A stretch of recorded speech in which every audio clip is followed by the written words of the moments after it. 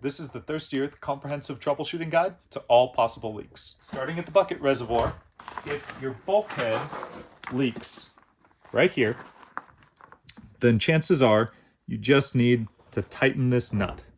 Use a crescent wrench and very, very carefully tighten without over-tightening it.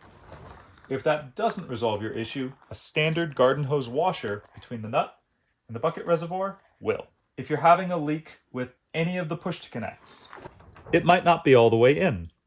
It could be jagged, out of round, slanted somehow, but the answer to that is to pull it out, cut it well, make sure it's even, and push it back in, making sure that it's fully seated all the way. If you have a horizontal leak, that's how you resolve it. If you have a vertical leak here, then it will pool in the cap nut and it can give the illusion that the water is bubbling up out of the cap nut and that your cup is leaking.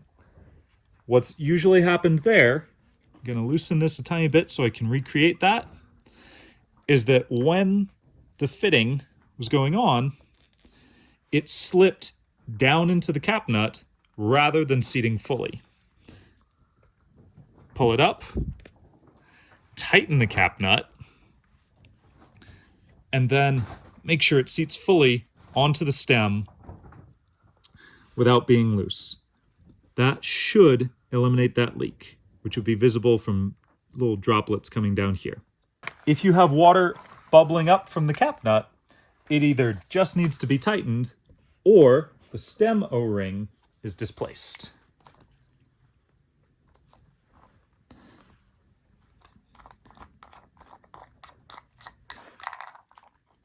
The stem O-ring is right here, about an inch up around the tubing.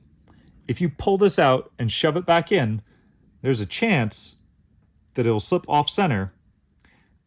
And if this doesn't go through there, it won't create a proper seal and you will get a gushing leak.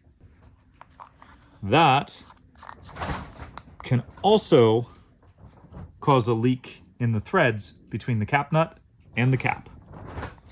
So make sure that your stem O-ring is in place, tighten your cap nut fully, and plumb it all up.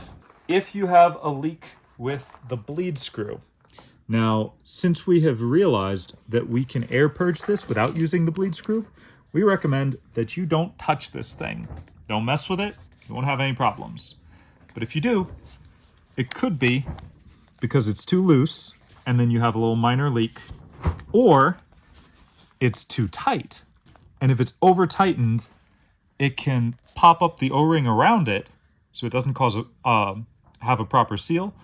Or if it's really over tightened, it can crack the cup around it, causing a minor leak.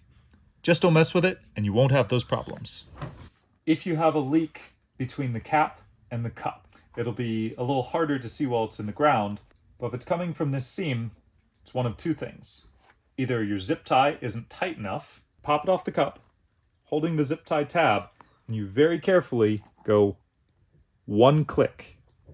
Don't go more than 1 or 2 clicks because then the cap won't go back on the cup. That'll be a big problem. The other possibility, if you're leaking from the seam between the terracotta and the cap, is that this seal right here, this rubber gasket seal, is bent out of round. So you can bend that back into shape with your fingers, and then make sure that you very carefully place it even and in the center, and apply even pressure, putting it back in. Then you slip the zip tie back on, and your system's back together. You shouldn't have that problem anymore.